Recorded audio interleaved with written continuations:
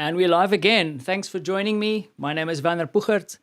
I'm a creative entrepreneur all the way from Warsaw, Poland. And if you recognize the accent, yes, I am South African. And I was in a previous meeting, someone also recognized my accent. And I promise you, I'm totally legally here in Europe. So that was a bad joke to begin with. Okay, great. So I have waiting in the side my friend Yuri from UXPressia, and we will get to him soon, I promise. I also have some housekeeping to do as we go into this edition of the live stream. So before I get into UXPressia and all the magic there, I also want to thank everybody who sent some positive comments recently, and especially in the last feed when we were doing the interviews with Shauna and Tamara from Traction Strategy. Now, the thing is, I did make a promise in that feed. Well, I think they made a promise. And we were going to give something away. And we kept that promise because we are going to give away, or we are giving away, one of their classic Sneakerfish card decks that you see over here. And the lucky winner of the card deck is a good friend and fellow designer, Chris Scarlett. Chris, well done. Thank you very much. I mean, you didn't work that hard to win this awesome card deck, but you deserve it, my friend. And we'll be sending you this. So we're handing this over to you soon, and keep your eye out in the post. And thanks again for everybody who commented, who shared. Brilliant. Thank you so much. And then onto the show, onto the thing that we're going to be doing today. And Chris, get off the screen, dude. So we've got UXPressia here today. And as you know, I did a recent video where Chris is back again. Where we spoke and we reviewed a little bit of the cards that they were creating. And these cards are all free to download. You can check out the video in my LinkedIn profile where we went through the persona cheat cards and the customer journey mapping.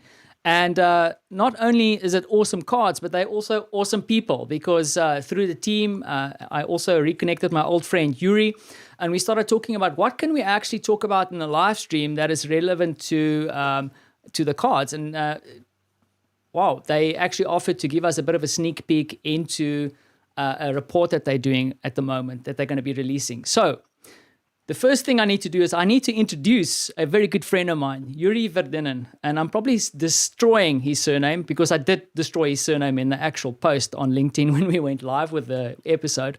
But Yuri is a UX and customer experience professional. He's been all over the world helping people, and I've run into him in lots of UX conferences, and actually that's where we've met the first time. He's also an entrepreneur in his own right, and he's doing some crazy things here in Central Eastern Europe. He's got an awesome team, and he's the founder of UXPressia. And UXPressia is really a platform that helps people become more user-centered. And his mission, and that's why he started UXPressia, is to help organizations become more human-centric. Now, on the other side, also, I've seen Yuri evolve over time. And before I bring you on screen, also, he's a man who enjoys transformational experiences. And that's something that I'm really passionate about myself. And we share a passion for riding a motorcycle. And just before the stream, we spoke about how motorcycle riding in itself is also a form of meditation when you're on flow and you're on the road. But he is a man who can't wait for the pandemic to stop so that he can make his return to Burning Man. He plays the djembe in his spare time, so he's one of those drum circle dudes. But without further ado, here's Yuri. Yuri, welcome, and thanks for joining me on this live stream on the coffee break, of course. Or maybe, if you're a tea person, then a tea break. And it's herbata, right? In Polish, they call it herbata. This is kava, and you drinking what? But what language do you speak again, dude? Like, I'm always careful, because when I came to Poland, I said to a Polish dude once, "So you guys speak Russian, right?" That didn't go down well. Yeah. We speak Belarusian, we speak Russian, and now I think we speak some other language. I can't recognize it, but I understand when you say herbata. So we also call it herbata. Yeah, there's. Anyways, Yuri, like, the other thing is also I'm jumping around like a crazy man. One of the first things I wanted to talk to you a little bit about is two elements of positioning. So first of all, like, maybe a little bit about yourself. I spoke a little bit about your team, your awesome team, about UXPressia, maybe a bit of background, like a abridged version of what it is and kind of some of the activities around it, because there's more than just the platform. Yeah. So first of all, thank you for having me here, and I'm happy to join the coffee and tea talk here with you. And thank you for like such a great introduction. I think I can't make it better than you. So yeah, speaking about myself and maybe the journey that I started as the entrepreneur, how I think UXPressia appeared, that was a kind of a personal pain because I really hate bad services, bad products, bad experiences personally. There is a so-called, for me, personal hell. I mean, when I experience something really bad, I suffer. I suffer somewhere here, In the heart, and man. yeah, yeah. So yeah, something that started as an agency, I think maybe like 10 years ago, UX agency, because yeah, we tried to help businesses to create good stuff, but at some point we realized that the more impact that if you want to have more impact, then you have at least to start teaching people, let's say. So Yeah. that's how you bring more impact, more effect. Teach a And at man how some to point, fish, right? exactly. And at some point, we realized that maybe even we can go further. We can start creating, something that helps others to be more human centric. That's one of the versions how Expressia as a platform appeared. So back that time, I think it was 2015. Yeah, if I'm not mistaken, it was. We were looking for tools like for doing customer journey mapping and personas and stuff like that, because we were providing these services to our clients, and we've been teaching our students how to do that as well. And they kept us asking like, which tools can we use. We were wondering as well about that. So we did our own research. We wanted to find a tool that suit us, but all the tools on the market didn't suit us, and we decided to create our own. That's how the platform started. And yeah, you can pull up the slide. I can, Yeah, that one. I can tell a little bit about that. Yeah, that one. So the thing is that we still do consulting and we still teach people. And last year we started organizing our own events. So the thing is that everything we do actually is, as you can see, have some human-centered design in the heart. So that's something that motivates us because we want other teams, other companies to be more human-centric, to create better products because of that. So that's why we created a platform that helps people to create custom journey maps, personas, and impact maps. We do consulting. We have academy, and we also organize events so that people can share their knowledge, their experiences, and all that stuff. And Yep. we even decided sometimes to call it not human-centered design, but heart-centered design. It makes 100% sense, heart man. inside. Yeah. And it's super Yeah, so important, that's right? a bit of background. Yeah. Yeah, go ahead. And the thing is, like, I mean, we probably have to touch also, because I mean, there's kind of two components of this conversation today. One is to look a little bit at the report that you guys, and we'll contextualize what the report is about. The other thing is also that I need to also remember that not everybody knows what is customer journey mapping or impact maps. You can even teach me a thing or two on impact maps, but your trusty old personas, So I don't know if you quickly just touch a little bit on that, and then we can dive into some peeking into that report. Sure. Yeah. So I will give just maybe one definition that I like the most, but there are many others. So as for me, customer journey map is a tool that helps you to visualize the way that your customer goes through while either facing or interacting with a certain problem, or with a certain solution that means your product or your business or your brand. So it's like a visualization and communication tool. I would call it that way. And these maps usually helps you to identify the points where the experience is good or let's say is bad, and you can go ahead and improve it, improve the experience of your customer. Or it might be, the tool itself is being called customer journey map, but you can use it. It's a generic name, so you can use it for working with patients, like patient journey map, or employee journey map, or whatever else you can imagine. So that's a brief intro, but there is one cool guy, Jim Kalba, who he's my friend and I respect him. And he wrote a book, Experience Mapping. I think there is, he published the second edition this year. Yeah. So it's the best book you can read. So you have it already, right? Not the second edition's on its way. So if someone is interested to know, like, this is it. Yeah, super handy. That's the one. Yeah.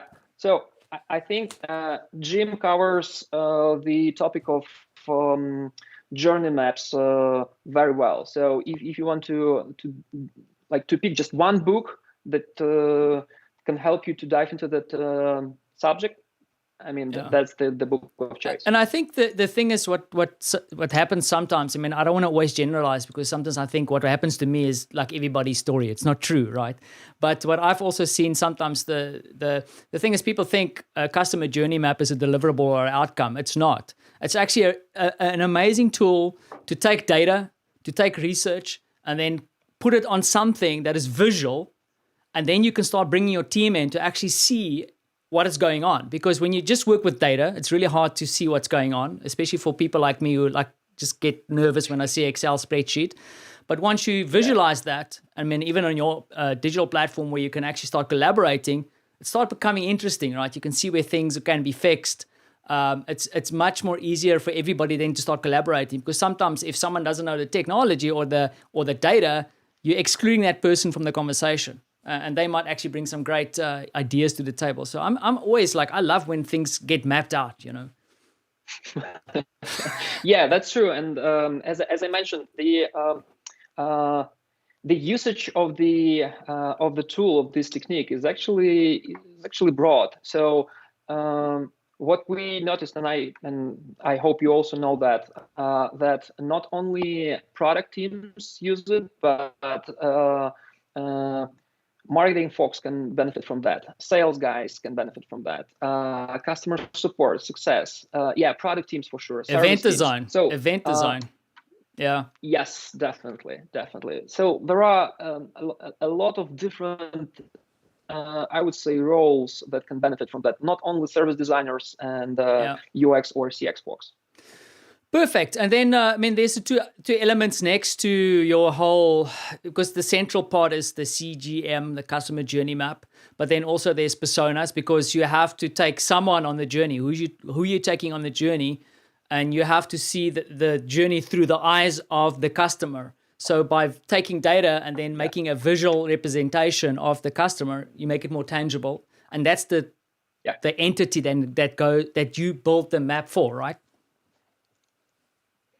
That might be used and for that purpose. But at the same time, what we noticed actually during our research is that not all people are using personas in the same way, in that way, let's say, with journey maps. So while building journey maps, some of them might build it for some generic person. Even it's not even persona, but it's just some generic dude. And some of them might build personas for so-called roles, especially what we call them IT mindset people. Okay. That doesn't mean IT in general, but just we call them that way. Great. So Okay, and the thing is, I mean, we're dipping into the report. I want to get my hands dirty with that. So, just finally, this is the one thing that you need to also like enlighten me, because there's three aspects to. And if you go to UXPressia, sorry, I'm keeping it basic. Was last week someone said to me, Vanna, you're talking about all this stuff. Like, what is it? So we have the customer journey maps, visualizing things, and different ways, different aspects of it. You have the personas, which is kind of a visualization of human, and you can use in different ways. But then there's the impact map that you guys talk about. That's not something that I'm really familiar with. Sorry. Okay, that's fine. So impact mapping as a technique, as a tool, is a very nice addition to the tool set as well, that can help you.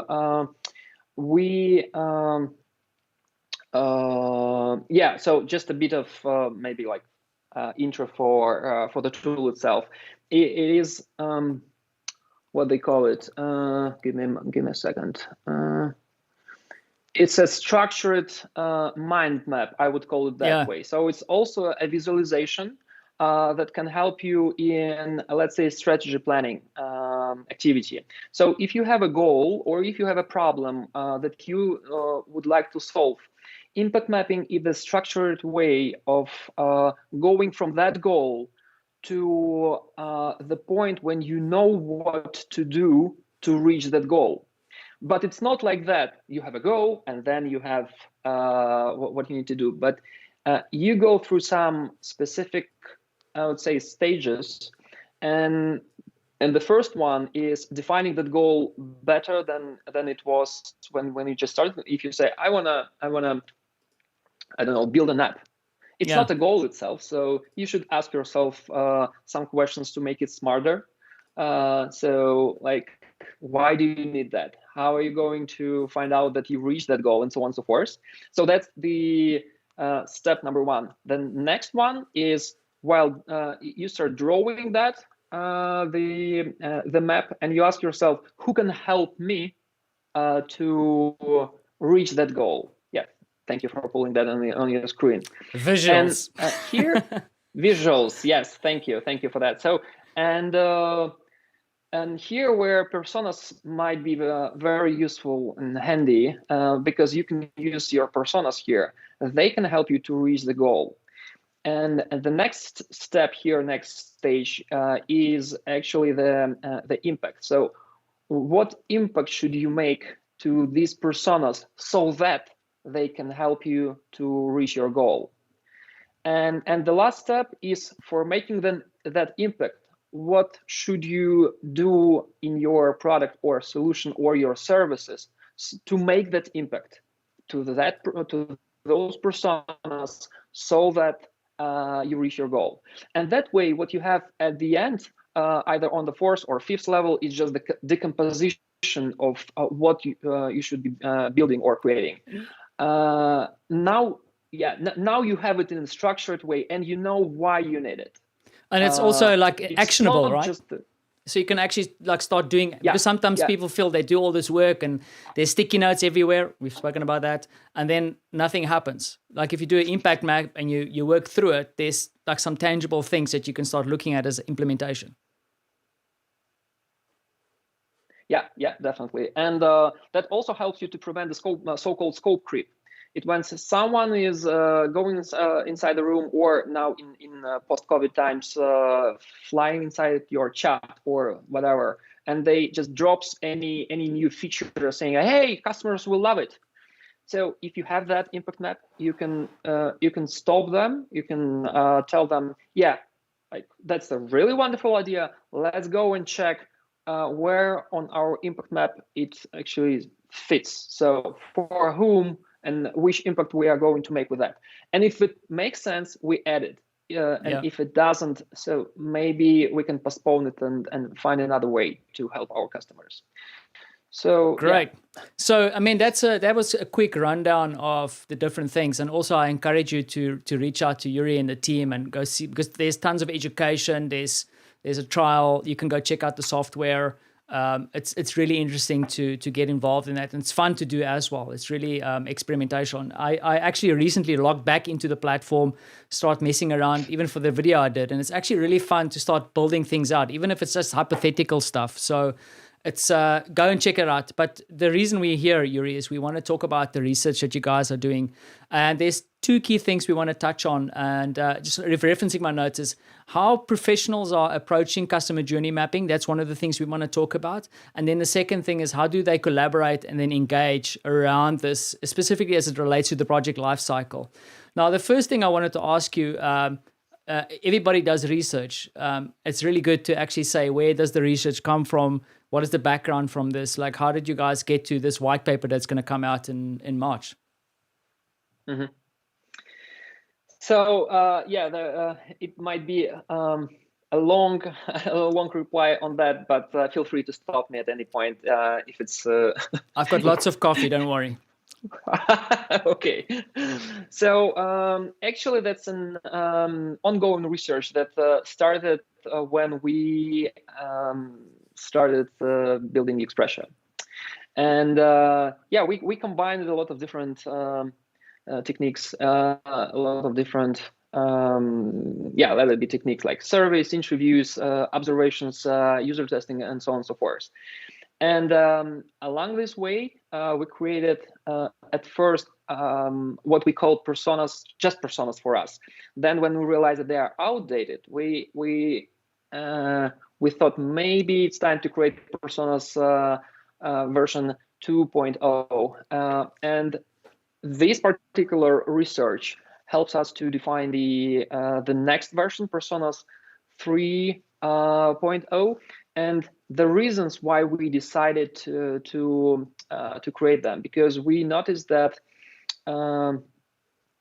as I mentioned, it's personas started becoming outdated, or if you want, I can tell you why we started creating personas in the first place. So we are huge fans of eating our own dog food. Yeah. And we can't sell the idea of personas and journey maps if we can't show other people that we created them for ourselves in the first place. And we also wanted our team to participate in that and see the whole process, the entire process from the beginning to the end. So, where I stopped. So on Personas 3.0. Go ahead. No, I wanted to say, because like I don't want to break your train of thought, and I always come in with my funny jokes. But the one thing I wanted to say is that maybe they're not that funny, but the thing is, there is kind of also a school of people who don't enjoy personas or have a bit of a bitter taste around personas, and that's sometimes also because people have been using them wrong, or I mean, I'm not a huge persona fan myself, so I'm really interested to see where you guys are going with this. But I think there is a need for a relook. So hopefully that you were kind of touching on that. Over to you again, Yuri. Sorry. Okay. Yeah. Go ahead. Yeah, I mean, feel free to ask that once again once we come to our personas. Yeah. So the thing is that we noticed some inconsistencies while working with our previous version of personas. So they didn't match the actual data that we started receiving from our customers, talking to them in our customer support or on our demos, and so on and so forth, or meeting people at the conferences. It was sometimes hard to match our personas with whom we met there, whom we've been talking to. So that were the reasons of starting the latest research, the recent one, and we started doing that, I think, in 2019. And it took us 1.5 years. Wow. So 2020 hit us as well, but at the same time we realized that in the middle of 2020 it was a little bit hard for us to say we can stop and we can make our personas. We felt that there is inconsistent data that we have, the data after our research. So we we conducted additional surveying for that purpose, and yeah, after that, I think we succeeded. So in general, the whole process looked like that. We started with a kickoff session where we discussed our previous version of personas. Then we planned the study. We conducted initial interviews, around 40, I think. Yeah. 40 interviews. Then we launched in parallel, while analyzing the results, we launched the ongoing survey. And lucky us, we have the product where we can build the survey at the beginning as the so-called welcome form. Okay. That's how we got several thousands of responses. And yeah, after that, we came up with behavioral variables and scales. And that was really long one. That's the point when I dropped, and my colleague Nick. So our head of consulting, Yana Sinko, and head of UX, Anastasia, they continued doing all the analysis part, and only because of them we have what we have now, because that was really hard for me. I got completely tired with that. And I'll trying to find all the patterns. So I'm very thankful for them for finishing all that. And then we create. Yeah, go ahead. So I wanted to say, but that's one of the tough things, right? Is to take the data and all the research and then trying to pull that into that kind of space, right? That is one of the toughest things to do. Yeah, and find all these patterns, and that's as for me, I think that's the hardest one, because it's not about the volume of work that you have to do here. It's more about the quality of work, because you don't know what you're going to have at the end, and you're trying to find that. So that's, I think, one of the hardest things in the process of building personas. But yeah, then after some time, something clicked. They found these patterns. They've identified some patterns and future personas. We conducted some additional pilot interviews to validate them, and boom, yeah, it worked. So the survey afterwards helped us to validate it as well. And that's it. Now we are in the final analysis stage, and that's why it's taking a little bit longer than we expected. But in March we expect to have it. The final report. That's it. I mean, that's about the process itself. That's interesting. And the thing is now you're going to take all that research and all those insights, and then you're packaging it up into this report that you guys are going to release at the end of or in March, right? So, I mean, you've touched a little bit on patterns of customer journey mapping, right? So some of the patterns that you've seen. Is there anything that jumped out at you during this research that could be interesting for someone watching this? Like, is there certain patterns that came or bubbled to the top, or things that you can comment on or a sneaky peek for us? Yeah. So let me think about that. I think the one of the things that was interesting for me in the first place is we split our target audience into different, I would call them kind of scales, maybe. Let it be scales. One of them is mindset. We call it mindset, and I'll touch on that a little bit later. Another one is a life cycle.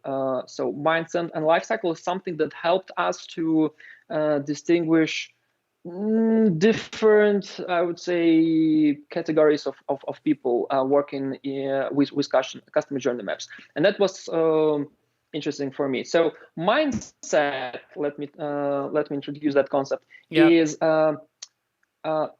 what kind is helps you to understand like what kinds of maps people create and how they approach customer journey mapping as artifacts in general, and that's what words they use. in general, with which objects do they work. So let me give you 3 different mindsets that we identified. First one, we call it user experience and service design, UX/SD mindset. Yeah. And that is the closest for maybe you and me. So they think of workflows. They think about process redesign in order to improve experience of either customers or users. They think in terms of problems and opportunities. And most likely they will have, and it's in their name, a UX background or service design background or psychological background. Yeah. You see, there are other people, and we call them the second group of them CX marketing. CX marketing. Okay. Customer experience marketing. Okay. Yeah. And they focus more, based on what we've identified, on brand and narrative of the brand. That's really cool. Yeah, comparing to UX and SD mindset. So they think in terms of content, in terms of marketing and sales and all these strategies. So marketing campaigns, KPIs, channels, and so on and so forth. So they're more focused on that. And the last one is what we called IT mindset. And IT mindset, they're more focused on product and project work. So they think in things in terms like roadmap, features, use cases, user stories, and all that stuff. And these things influence a lot map structure, the way they work, content of the map. So the things they focus on, and that's why there are so many different types of maps people create. So if you can pull on your screen, let it be page 7, if you don't mind. Yeah, so with our professional slides. Woohoo! That's it.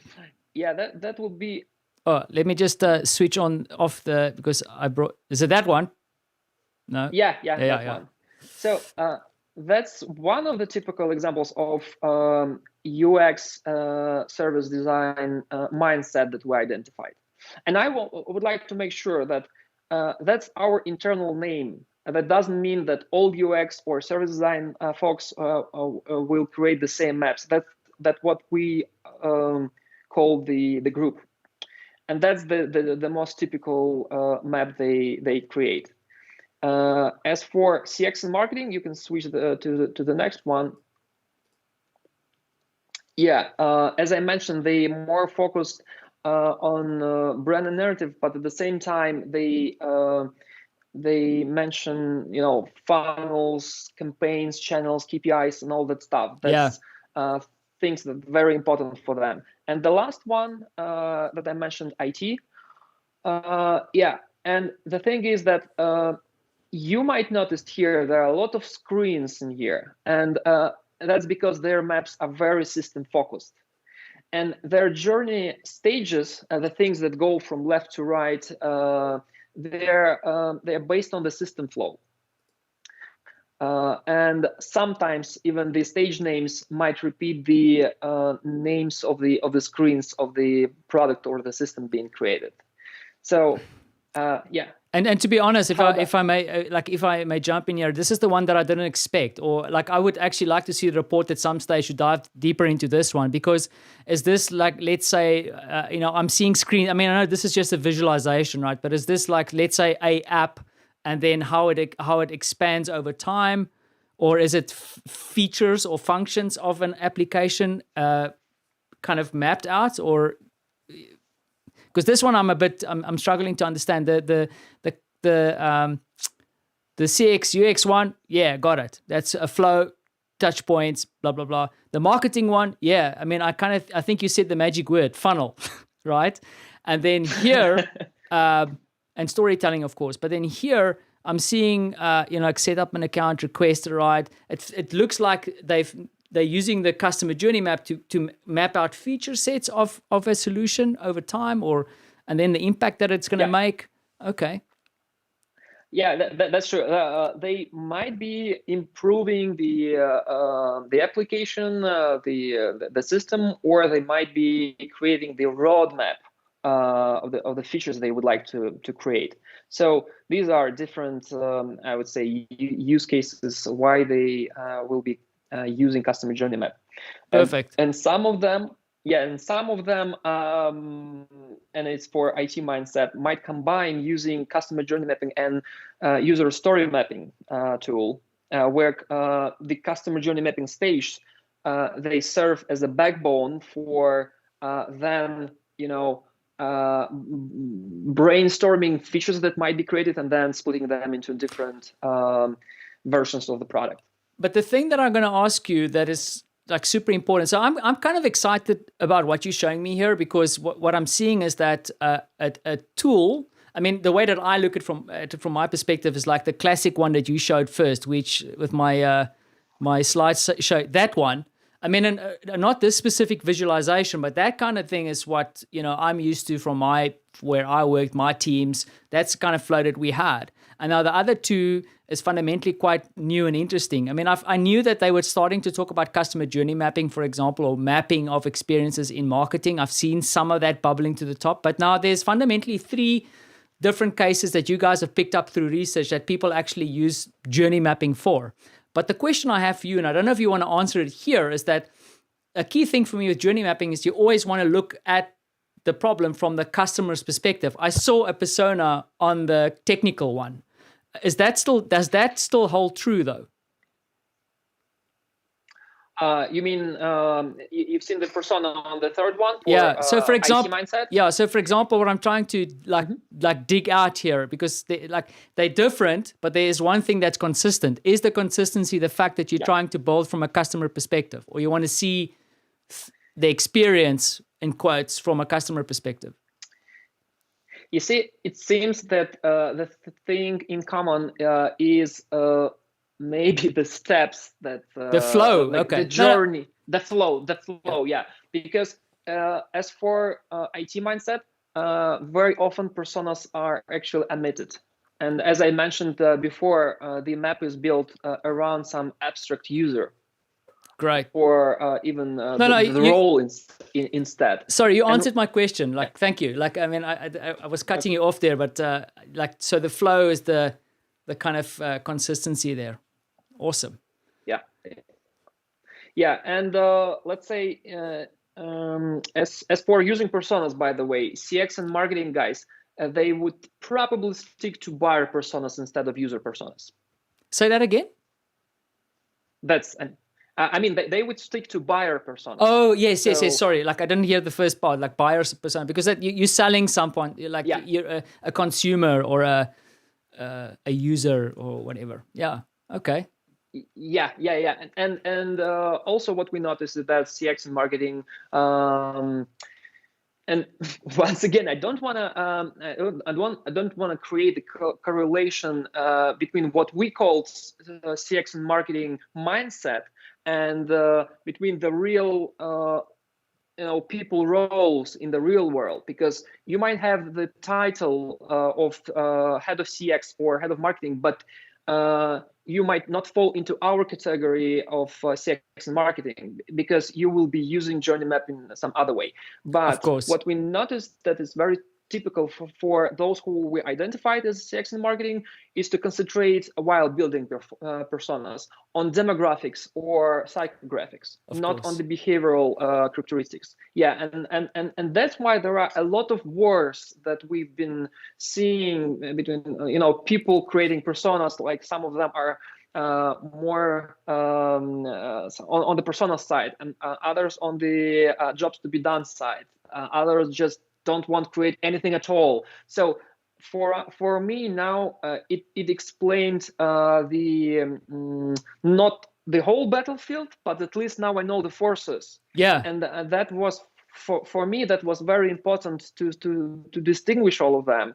And now we can focus on them, on different categories and bring value to them specifically, not trying to sell what is not sell the ideas or features or whatever else to people that won't just understand it. Yeah. But I mean, so, I think, Yuri, this is super cool, because the thing is also, the other thing that I always believe in, and I want to do with this channel, is that it's not about rules and demarcation zones and like blocking things off. By showing these three elements and showing how people, or like you guys categorizing it, doesn't mean that I can't pick here and there.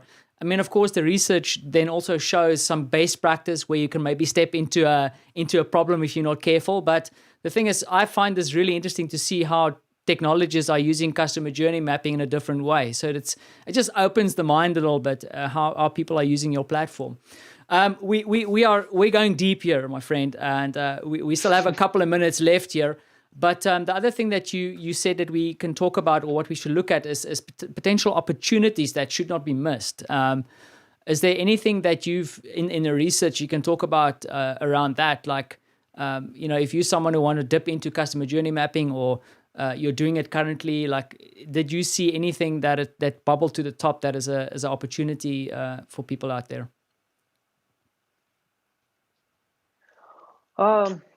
The thing is that now I'm on a hard choice here, because the thing that I haven't talked about is a lifecycle scale, and that is our Personas 3.0 version. Okay. And I think that might be very interesting and important. So if you don't mind, let's touch on that. Okay, for go to that one. A couple Okay. more minutes. Yeah, and we can then get back to the main flow. So the life cycle scale is something that answers the question how people collaborate on the journey, on a journey mapping project, and what happens after maps are done. So it's things like project life cycle, project goals, teams, collaboration patterns, and so on and so forth. That are things that are important here, and based on that, we identified I think 5 or 6 different personas. Now we call them Personas 3.0 for us, because what I showed you before, that were more like Personas 2.0, and we combine them right now because these are different angles. So if you can pull the slide, what was the number of that slide? I think it's 6. Okay, let's see if I can do my job right this time. Slide 6, I can do this. Boom. Yes. So these are the actual Personas 3.0 that we identified, and we call them under these 6 different names. You can see the scales, like a short lifespan of the artifacts, meaning the journey map, and long lifespan at the horizontal axis, and vertical axis, internal team and external team. And I will briefly speak about them. But the names of them are actually self-descriptive. So good job. Loner, good job. Yeah. All kudos goes to Yana and Anastasia. So Loner is someone who built maps for themselves. It's a blue one. So I'm not going to touch the learner because it's maybe not of the main interest here. But as for loner, let's say these guys, let's say they work with a client and they would like to understand something like the processes or the product or the project, or whatever. So they are building the map to understand it in the first place, and they build so-called as-is map to organize the information they receive from their client or from whoever else, and then they build to-be journey map to show them what they would like to propose to build. Okay, great. The next one will be living doc to the right. So they build maps to ensure that they have the shared vision inside their team, and they would like to align all the team activities with this vision. So and they try to update the maps continuously. Or at least they try once again to do it and to track the progress and keep their maps up to date. That's why we call them living doc. And for sure, we will love them the most. Yeah, because I mean that is actually this is a super important one, right? Because I think sometimes we forget that you build a map and you see a few problems and you go off and you try and fix them, and then then that's it. A map, any canvas or whatever, it's actually a dashboard. You should be updating it all the time. It should be changing. It should be a living document. So, and a living doc. So I'm going to butt out and give you a chance to go to the other ones. Sure. So the next one is fire starters. And once again, it's in the name. These are the trainers, the facilitators, experts hosting workshops, let's say on the conferences or making pre-sales activities with that. So they facilitate the stakeholders' decision-making process. And help them build maps. Actually, they start the fire. Yeah. The next one is a map delivery to the left top. So these are the experienced consultants, typically from small companies, less than 50 people, and they're involved in different projects as external specialists. And usually they build their maps by themselves and pass on the result. Perfect. And the last one is corporate initiatives. So they are like special teams formed in a company, typically a very big one. That's because they're corporate initiative, or a very big one for some specific project.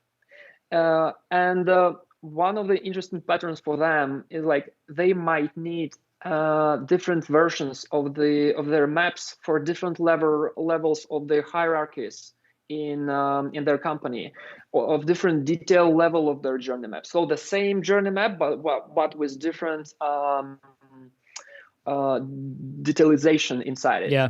Like less for upper management, maybe more for people who are actually working on some stuff and so on and so forth. So these are the 6 personas by their approach that we identified. And for sure in our report there will be more like how they work on workshops, for example, if they do them at all, because let's say loaner is not participating in any workshops, but as for fire starters, they do. And let's say as for presentations, loaner might not be doing them, but as for corporate initiative and map delivery, they rely on them heavily, and so on and so forth. So these things that we identified after building these personas might be very useful, to identify yourself with one of them, and maybe find the interesting stuff that might be helpful for you in your job in other different categories, in other different personas that we identify. So all of that will be covered by our research there. And Yuri, anyway, yeah. The thing is, I mean, I went into the opportunities, and I think the opportunities is by looking at this report and understanding, where people are using the maps. I'm actually quite particularly excited to dive it a bit deeper when the report comes out in the different applications of it, physically to see how people are using it. I think the 3 personas you've highlighted there or use cases is really interesting, or groups. But just as a recap, because I think with me asking and jumping in between your train of thought, there's kind of 3 things that people can look forward to. First of all, the mindset you spoke about mindsets in the beginning. And just remind me, what was the 2 mindsets again? The mindsets were UX service design, that's the first one, CX and marketing, the second one, and IT mindset. Great. And then there's the applications, the different applications of it that we have on this awesome map that the team has put together here. 6 of them. It's the learner, the loaner, the living doc, which is like I'm super excited about that insight. And then the map delivery, and then Firestarter. We've seen a lot of those. going to conferences and making trouble everywhere. And then, of course, the corporate initiative, like I've seen a few of those around. So is there anything else that we can look forward to in the report? Is there, I mean, you've already shared a lot here, and I think there's a lot of visualization that's happening here, and I'm excited to see what's going to come out. But is there anything else that we can look forward to? I think maybe to bring more interest in that, I can tell you that, or you can actually pull the slides, and we can go one by one to show people. I think page 1 might work here. Okay. The industries. Yeah. Okay. So that might be interesting for people. So these are the breakdown of industries that got into our respondents. That was the survey. So you see there is like consulting, IT, marketing, advertising goes at the beginning, and then go ahead. I like the consulting at the top. You can see the consultants are in there. Yeah. So. These were the people in the survey. You can pull the next page, and the organizational size was also like a big variety of them. Yeah, you see the top was 10K plus people, but we also have like survey data from other company sizes that might be relevant for others. You can switch to another one as well. Okay. And there were different countries here. I think you can't find Poland here. Yeah. Unfortunately. Come on, Poland. South Africa. South Africa is there. Yeah, it is. So the majority is from US, because that's one of the reasons our main interest in there. That's why we focused on them as well. But speaking about respondents' positions, that's the next one. You also can notice that there are different people there. So product people, UX, CX, service designer, UX designer, and Oh, they see the marketing people there. Yeah, so it's a nice breakdown. Yeah. What we did as well, apart from just surveying and interviewing people, we also explored the maps that our users agreed to share with us, and maps that were publicly available as well, and that also brought us many insights. Perfect. So all of that will be in the research, and I think that was important to add that here. Okay, yeah. Thank you for pulling that. Yeah. So you can sign up on our blog, because once the report is published, we're gonna send our newsletter about that. Yeah. Or if you're interested, you can join our UXPressia user research group. You can ping me to discuss any ideas regarding to that research, or if you have any questions or about our business or about human-centered design, or as Werner mentioned, about motorcycle trips. Or drum circles, my friend. Drum circles. That's your thing at the moment, right? Yeah. Okay, so just to quickly recap. Okay, I've got Yuri Vedenin here from UXPressia. We just had a quick dip into their report coming out in March.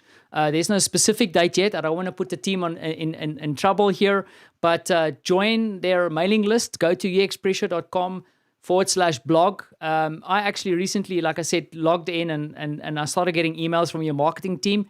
Always useful stuff. So no spam, no Nigerian scams in there, just good content. So they'll let you know what's going on. And then you can join the group by going to uxpressia.com/user research if you want to get into the research side of things. And then you can always reach out to Yuri. He's always accessible and happy to answer any questions and come on to people's live streams, dude. I really appreciate it.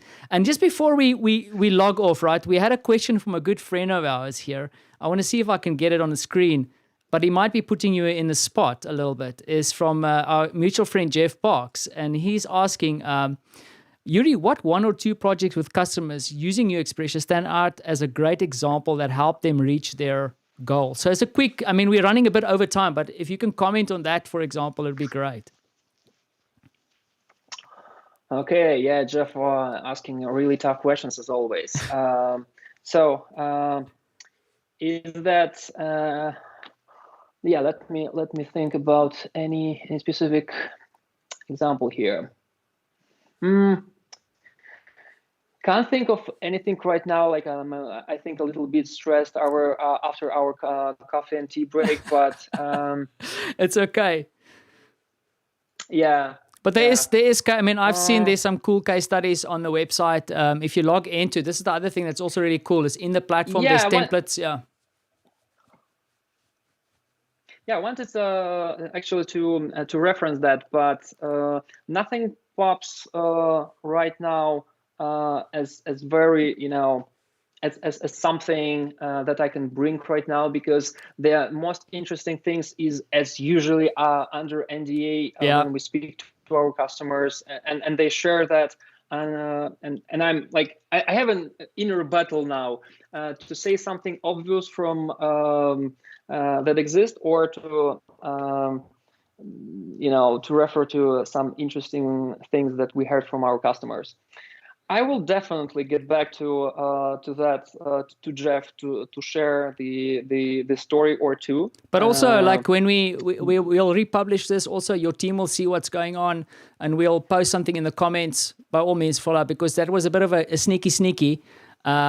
But then also just to let you know, my friend Jonathan Gull from now I forgot where he lives. He's here in Poland. Also mentioned that he didn't know that UXPressia was actually a agency at the beginning.